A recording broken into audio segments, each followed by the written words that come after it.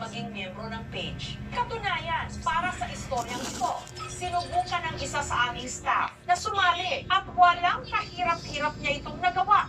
Sa mga Facebook group na ito, nakasaad na rin ang mga detalye na hinahanap ng mga nais bumili ng baby, gaya ng kasarian, Looking po ako nung mag-a-adapt baby girl po. Meet up lang po. lokasyon, Location, Batangas, any gender. lahi, Half Japanese baby girl, newborn, looking for a doctor. pati na ang kondisyon ng mga nagbebenta.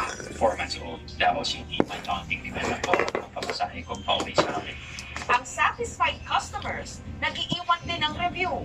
I'm officially a parent today. Nakahanap po ako ng totoong birth mom here sa page. Ang cute po ng baby boy ko. As of now, meron kaming 23 Facebook pages na monitor at meron kang libo-libong followers. Ito wala dahil nga sa one click away na lang ang social media, malaking problema po ito.